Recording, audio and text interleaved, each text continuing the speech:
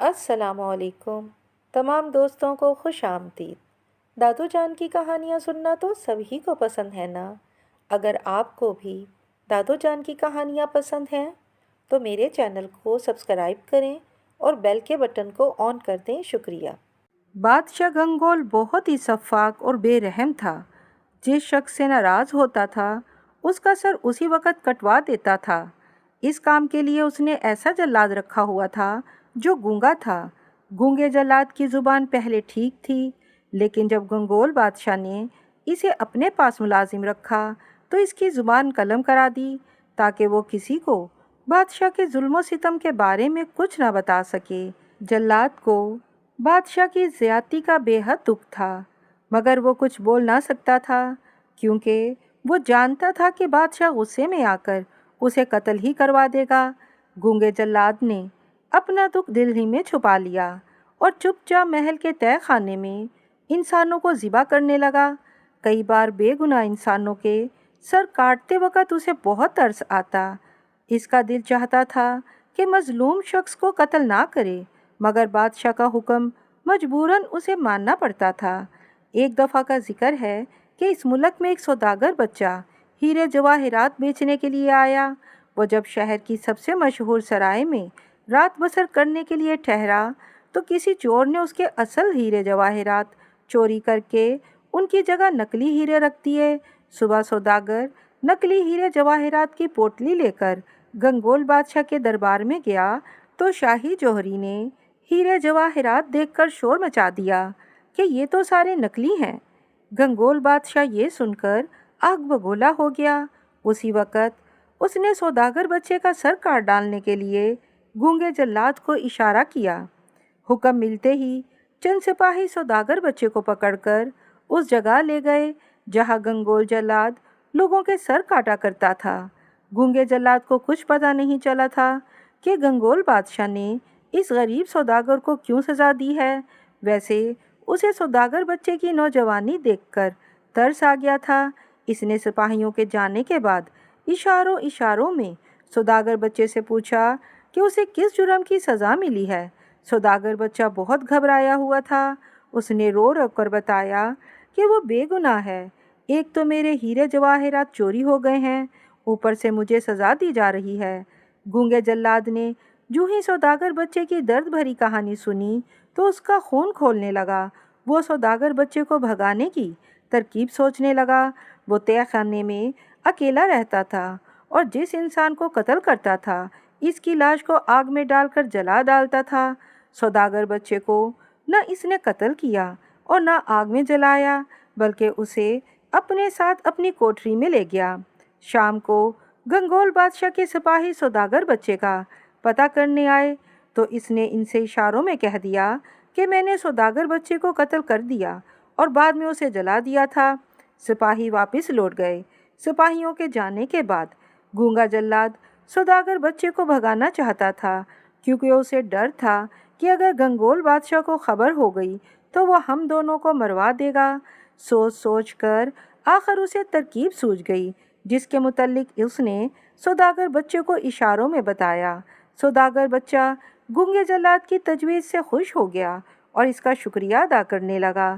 آدھی رات ہوئی تو گونگے جلاد نے اپنی ترکیب پر عمل کرنے کا فیصلہ کر لیا۔ اس نے ایک پھاوڑا خود سنبھالا اور ایک سوداگر بچے کو دے دیا، جس کے بعد دونوں تیزی سے کوٹری کا فرش کھودنے لگے۔ صبح تک انہوں نے بہت لمبی سرنگ کھود ڈالی۔ اس سرنگ کے ذریعے وہ باہر آئے تو خوشی سے اچھل پڑے کیونکہ وہ اب گنگول بادشاہ کے محل سے بہت دور نکل آئے تھے۔ سوداگر بچہ گنگول بادشاہ کی قید سے آزاد ہونے کے بعد اچھل کود کر رہا تھا کہ گونگے جلاد نے اشارے سے اسے سمجھایا کہ لوگوں کے جاگنے سے پہلے پہلے یہاں سے بھاگ جاؤ۔ سوداگر بچے کی آنکھوں سے گونگے جلاد کے اس احسان کی وجہ سے آنسو بہنے لگے۔ اس نے کہا، میں اکیلا نہیں جاؤں گا، تم بھی میرے ساتھ چلو۔ لیکن گونگے جلاد نے اسے سمجھایا کہ اگر میں بھی تمہارے ساتھ یہاں سے بھاگا تو بادشاہ کو پتہ چل جائے گا کہ میں نے اسے دھوکہ دیا ہے اور اس کے سپاہی ہمیں ہر صورت ڈھونڈ کر گرفتار کر لیں گے۔ گونگے جلاد کا اشارہ سمجھ کر सौदागर बच्चे को वहाँ से अकेला ही रवाना होना पड़ा। इसके रवाना होते ही गूंगे जल्लाद ने सुरंग में घुसकर इसका मुंह बंद कर दिया, फिर अपनी कोठरी में पहुंचकर सुरंग का दूसरा मुंह भी बंद कर दिया। इस तरह किसी को कानो कान खबर न हुई और सौदागर बच्चा जिंदा सलामत वहाँ से निकल गया। सौदागर बच्चे का मुल्क वहाँ से 500 कोस दूर था। वो दिन रात चलता हुआ तीसरे रोज़ अपने घर पहुँच गया। घर में दाखिल होते ही वो ज़ोर ज़ोर से रोने लगा। इसके रोने की आवाज़ सुनकर इसके बाप ने इसे अपने पास बुलाया और पूछा, क्यों रो रहे हो? सौदागर बच्चा, जो असल में एक लड़की थी, इसका नाम समाना था, वो जब भी तिजारत की गरज से निकलती तो हमेशा लड़के का भेस बदल कर निकलती थी। दौड़कर बाप के सीने से लग गई और हिचकियां ले लेकर अपने साथ गुजरा हुआ हादसा सुनाने लगी। सौदागर, जिसका नाम कचोल था, बेटी की दास्तान सुनकर तैश में आ गया और बोला, अगर गंगोल बादशाह ने तुम्हें दुख पहुंचाया है बेटी, तो चैन से मैं भी इसे नहीं रहने दूंगा। मैं अभी जाकर इसकी खबर लेता हूँ। सौदागर की बेटी समाना बाप के इस फैसले को सुनकर जल्दी से बोली, नहीं नहीं बाबा जान, वो तो एक बादशाह है, हम उसका मुकाबला कैसे करेंगे? इसके लिए कोई तरकीब सोचनी पड़ेगी। कचोल बेटी की बात सुनकर बोला कि तुम फिक्र ना करो, मेरे पास ऐसी चीज़ें हैं कि मैं उसकी पूरी फ़ौज को नेस्तो नाबूद कर दूंगा। बेटी कहने लगी, तो बाबा आप मुझे बताएं, मैं उससे मुकाबला करूंगी। कचोल बेटी की जुर्रत देखकर बहुत खुश हुआ। वो समाना को एक छोटी सी कोठरी में ले गया। इस कोठरी में बिल्कुल अंधेरा था। कचोल ने मोमबत्ती जलाई तो समाना ने देखा कि कोठरी में हर तरफ मकड़ियों ने जाले बुन रखे थे। मालूम होता था कि इस कमरे की सफाई काफ़ी अरसे से नहीं हुई थी। कचोल मोमबत्ती उठाकर कमरे के अंदर चला गया और लोहे की एक छोटी सी संदूकची उठा लाया। संदूकची बहुत पुरानी थी। बाहर आकर कचोल ने संदूकची को खोला तो समाना को इसमें एक सोने की अंगूठी, सर के चंद बाल और पुराने कील पड़े हुए दिखाई दिए। वो इन चीज़ों को देखकर हैरत से बोली, बाबा जान, ये क्या चीज़ें हैं? बेटा, ये तिलस्माती चीज़ें हैं। बहुत मुद्दत हुई मैंने एक बुज़ुर्ग से नेकी की थी तो उन्होंने मुझे इनाम के तौर पर ये संदूकची दी। इसमें जो बाल हैं इन पर थूक कर अगर 10,000 इंसानों पर फेंक दो तो ये इन्हें इतनी मजबूती से पकड़ लेंगे कि वो बिल्कुल हरकत नहीं कर सकेंगे। और सोने की अंगूठी को अगर चूमकर किसी लश्कर पर फेंका जाए तो ये सारे लश्कर की गर्दनें काट देगी। और इसी तरह लोहे की कीलों को अगर सर पर फेर कर आसमान की तरफ फेंक दिया जाए तो ये बड़ी से बड़ी फौज को मिनटों में नेज़े बनकर मार देंगे। लिहाजा तुम इस संदूकची को साथ ले लो और गंगोल बादशाह के साथ मुकाबला करने के लिए रवाना हो जाओ। समाना ने बाप को तसल्ली दी और गंगोल बादशाह को सज़ा देने के लिए तैयारी करने लगी। फिर दूसरे दिन गंगोल बादशाह के मुल्क की तरफ चल पड़ी और शाम के वक़्त गालू जंगल के किनारे पहुंच गई। गालू जंगल बहुत खौफनाक था। दरिंदों के अलावा वहाँ डाकू भी रहते थे। समाना को वहाँ पहुँचे अभी थोड़ी देर ही हुई थी कि डाकुओं का गिरोह डाका मारने जंगल से बाहर आ गया। इन्हें देखकर समाना घबरा गई। डाकुओं के सरदार की इस पर नज़र पड़ी तो वो कड़क के बोला, कौन हो तुम और यहाँ क्या कर रही हो? इससे पहले कि समाना कोई जवाब देती तो एक डाकू ने सरदार से कहा, सरदार, मालूम होता है कि ये नौजवान जासूस है और यहाँ जासूसी करने आया है। ये सुनकर सरदार गिर जा, पकड़ लो इसे और ले जाकर दरख्त से बांध दो, अभी शेर आकर खा लेगा इसे। इस पर डाकुओं ने समाना को पकड़ लिया और जंगल के अंदर ले गए। वहाँ उन्होंने इसे एक दरख्त से बांध दिया। समाना ने बहुत मिन्नत समाजत की मगर उन्होंने एक ना सुनी। उसी वक़्त बब्बर शेर दहाड़ने लगा। यूँ लगता था कि जैसे इसने समाना की बू सूंघ ली है और अब उसी तरफ आ रहा है। डाकू बब्बर शेर की धाड़ सुनकर फौरन भाग गए। समाना बब्बर शेर को अपनी तरफ आता ख्याल करके दहशत से कांपने लगी। हालांकि वो घर से अपने दिल को बहुत मजबूत करके चली थी, लेकिन इस वक्त इसकी सारी दलेरी ख़त्म हो गई थी। तभी उसे तिलस्माती चीज़ों का ख्याल आया जिसे इसने पगड़ी में छुपा रखा था। थोड़ी सी कोशिश के बाद इसने अपना एक हाथ रस्सी से निकाल लिया, फिर दूसरा हाथ भी निकाल लिया। اتنی دیر میں 4 ببر شیر اس کے نزدیک آ گئے اور زور زور سے گرجنے لگے۔ اب سمانا کی ٹانگیں رسی میں بندھی رہ گئی تھیں، مگر اس نے پرواہ نہ کی اور جلدی جلدی پگڑی کھولنے لگی۔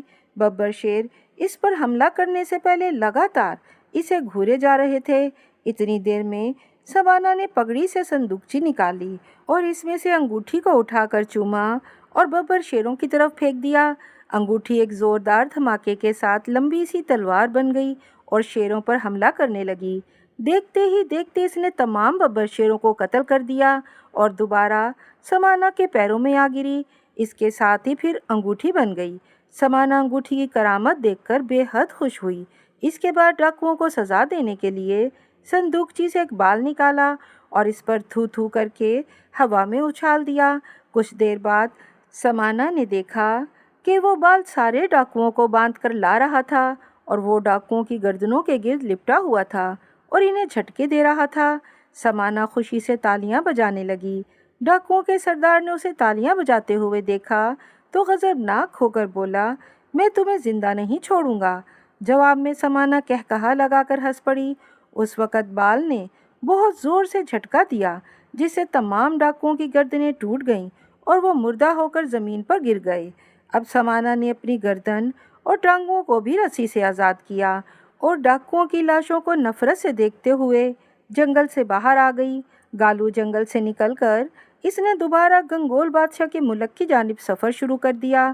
وہ جلد از جلد گنگول بادشاہ کے سامنے جانا چاہتی تھی تاکہ اس کو کڑی سزا دے کر اپنے دل میں جلتی ہوئی انتقام کی آگ کو ٹھنڈا کر سکے۔ مسلسل چلتے رہنے سے وہ جلد ہی گنگول بادشاہ کے ملک میں داخل ہو گئی۔ گنگول بادشاہ کے ملک میں داخل ہو کر وہ سب سے پہلے اس سرائے میں رکی جس میں اس کے ہیرے جواہرات چوری ہوئے تھے۔ تقریباً آدھی رات کو اس نے کسی کے پیروں کی آواز سنی۔ وہ سمجھ گئی کہ آج پھر وہی چور آیا ہے جس نے میرے ہیرے جواہرات چوری کیے تھے۔ اس نے فوراً صندوقچی سے ایک بال نکال لیا۔ دوسرے ہی لمحے ایک کالے لباس والا نقاب پوش اندر آیا اور صندوقچی اٹھا کر بھاگنے لگا۔ سمانا نے جلدی سے بال پر تھوک کر اسے نقاب پوش پر پھینک دیا۔ بال نے فوراً لمبا ہو کر نقاب پوش کی گردن دبوچ لی جس پر وہ سمانا کے قدموں میں آ گرا اور زاروں کی طرح رونے لگا اور سمانا سے معافی مانگنے لگا۔ مجھے معاف کر دو بھائی صاحب، آئندہ میں کبھی چوری نہیں کروں گا، اس نے آنسو بہا کر کہا۔ سمانا نے اس سے پوچھا کہ پہلے یہ بتاؤ کہ 10 روز پہلے میرے ہیرے جواہرات تم نے چوری کیے تھے؟ نقاب پوش نے گڑ گڑا کر کہا، ہاں بھائی، میں نے ہی چوری کیے تھے، مگر انہیں میں نے گنگول بادشاہ کے حکم پر چوری کیا تھا۔ یہاں اس سرائے میں جب بھی کوئی سوداگر آ کر ٹھہرتا ہے تو میں گنگول بادشاہ کے حکم پر اسے لوٹ لیتا ہوں۔ یہ سرائے اصل میں گنگول بادشاہ کی ملکیت ہے۔ سمانا نے یہ سنا تو حیرانی سے بولی، اچھا تو گنگول بادشاہ ڈاکو بھی ہے؟ نقاب پوش نے فوراً جواب دیا، ہاں اجنبی نوجوان، گنگول بادشاہ ڈاکو بھی ہے اور قاتل بھی ہے۔ جس کسی کے پاس دولت دیکھتا ہے لوٹ لیتا ہے، پھر کوئی الزام دیکھ کر لٹنے والے انسان کو قتل بھی کروا دیتا ہے۔ میں مجبوراً اس کی نوکری کر رہا ہوں، مجھے معاف کر دو۔ یہ میری گردن میں جو تم نے پھندا ڈال رکھا ہے اسے نکال لو، میری گردن ٹوٹ رہی ہے۔ لیکن سمانا نے نقاب پوش کو معاف نہ کیا، چنانچہ بال نے ایک جھٹکا دے کر نقاب پوش کی گردن توڑ دی، جس کے بعد سمانا چپکے سے سرائے سے باہر آ گئی اور گنگول بادشاہ کے محل کی طرف چل پڑی۔ گنگول بادشاہ کے محل پر جا کر اس نے پہرے داروں سے کہا، میں بہت دور سے گنگول بادشاہ کے لیے قیمتی ہیرے جواہرات لایا ہوں، اس لیے مجھے اس کے پاس لے چلو۔ درباریوں میں ایک دو سپاہی بھی تھے جس نے سمانا کو گرفتار کر کے گونگے جلاد کے حوالے کیا تھا۔ اس نے سمانا کو پہچان لیا، یہ تو وہی سوداگر بچہ ہے جسے گنگول بادشاہ نے موت کی سزا سنائی تھی۔ لہٰذا اس نے محل کے اندر جا کر گنگول بادشاہ سے کہا، عالی جا، وہ سوداگر بچہ ابھی تک زندہ ہے جسے آپ نے نقلی ہیرے جواہرات بیچنے پر موت کی سزا سنائی تھی۔ گنگول بادشاہ اس اطلاع پر بہت حیران ہوا اور جلدی سے بولا، اچھا تو زندہ ہے، تو کہاں ہے اس وقت؟ گرفتار کیوں نہیں کیا تم نے اسے؟ جاؤ اسے پکڑ کر میرے سامنے لاؤ۔ سپاہی گنگول بادشاہ کا حکم ملتے ہی سمانا کو گرفتار کرنے محل کے دروازے پر آئے تو سمانا نے اس کا چہرہ دیکھ کر اندازہ کر لیا کہ وہ کس نیت سے آیا ہے، لہٰذا اس نے صندوقچی سے بال نکال کر اس پر تھوکا اور اسے سپاہی کی جانب پھینک دیا۔ بال نے فوراً سپاہی کی گردن مروڑ ڈالی۔ گنگول بادشاہ شاہی محل کی کھڑکی سے یہ منظر دیکھ رہا تھا۔ اس نے جوں ہی سپاہی کو مرتے دیکھا تو اسی وقت سپہ سالار سے کہا، اس ناہنجار تاجر کے بچے کو قتل کر دو۔ سپہ سالار سارے سپاہی لے کر سمانا کی سمت دوڑ پڑا۔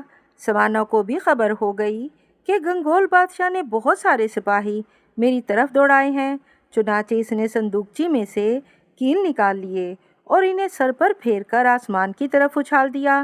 کیل اوپر جا کر نیزے بن گئے اور پھر نیچے آ کر گنگول بادشاہ کے سپاہیوں پہ گرنے لگے۔ دیکھتے ہی دیکھتے ان نیزوں نے گنگول بادشاہ کی ساری اکڑ پھونک ختم کر دی۔ وہ اپنا خزانہ اور محل چھوڑ کر کسی اور ملک کی جانب بھاگ گیا۔ سمانا نے گنگول بادشاہ کا لشکر ختم کر لیا تو شاہی محل میں داخل ہو گئی۔ اس نے گنگول بادشاہ کے خزانے پر قبضہ کر لیا اور اسے غریبوں میں بانٹ دیا۔ اس کے بعد وہ شاہی محل کے تہہ خانے میں گئی اور گونگے جلاد کو نکال لائی۔ گونگے جلاد کو لے کر وہ اگلے روز گھر کو روانہ ہو گئی۔ گھر پہنچ کر اس نے باپ کو بتایا کہ یہی وہ گونگا جلاد ہے جس نے میری جان بچائی تھی۔ کچول سوداگر گونگے جلاد کو دیکھ کر بہت خوش ہوا اور اس نے سمانا سے کہا، اس گونگے کو ٹوچی بزرگ کے پاس لے چلو، وہ اس کے لیے دعا کریں گے تو یہ دوبارہ بولنا شروع کر دے گا۔ سمانا نے یہ سنا تو اسی وقت اس نے گونگے جلاد کو ساتھ لیا اور ٹوچی بزرگ سے ملنے کے لیے چل پڑی۔ ٹوچی بزرگ شگو پہاڑ پر رہتے تھے۔ اسی پہاڑ پر بکا نامی جادوگر بھی رہتا تھا جو ادھر سے گزرنے والے ہر انسان کو پتھر کا بنا دیا کرتا تھا۔ سمانا جو ہی شگو پہاڑ کے قریب پہنچی تو اس نے کسی کے بھیانک کہکہے سنے۔ کہکہوں کو سن کر وہ فوراً سمجھ گئی کہ یہ گنگول بادشاہ ہے اور وہ بکا جادوگر کے پاس آیا ہوا ہے۔ اس کا اندازہ درست نکلا کیونکہ اگلے ہی لمحے گنگول بادشاہ ایک بڑی سی چمگادڑ پر بیٹھ کر اس کے سامنے آ گیا اور انہیں دیکھ کر زور زور سے ہنسنے لگا۔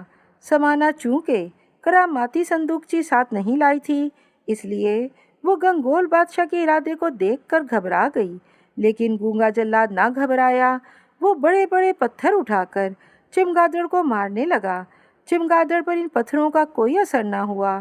آخر گونگا جلاد اسے پتھر مار مار کے تھک گیا۔ تبھی چمگادڑ بولی، اوئے کمبخت، تو مجھے کیا مارے گا؟ میں تو بگا جادوگر ہوں اور تمہیں مارنے آیا ہوں کیونکہ تم نے میرے دوست گنگول بادشاہ کو گھر سے بے گھر کیا ہے۔ یہ کہہ کر بکا جادوگر نے جادو کے زور سے گونگے اور سمانا کے ہاتھ پاؤں باندھ دیے اور گنگول بادشاہ سے کہا، جاؤ اب ان دونوں کو قتل کر دو۔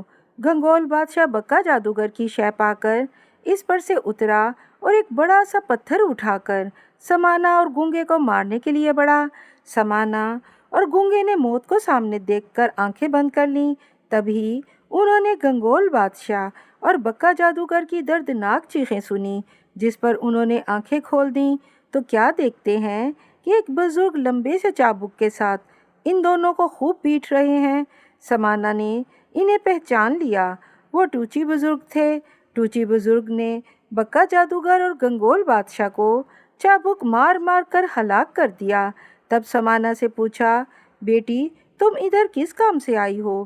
جواب میں سمانا نے ساری داستان ٹوچی بزرگ کے آگے دہرا دی، جسے سن لینے کے بعد ٹوچی بزرگ نے سمانا کو شاباشی دی اور دعا مانگ کر گونگے جلاد کو ٹھیک کر دیا۔ گونگا بولنے لگا تو اس نے سمانا کو بتایا کہ میرا نام شمراد ہے۔ سمانا اسے لے کر گھر آ گئی جہاں کچول سوداگر نے ان دونوں کی شادی کر دی اور سب ہنسی خوشی رہنے لگے۔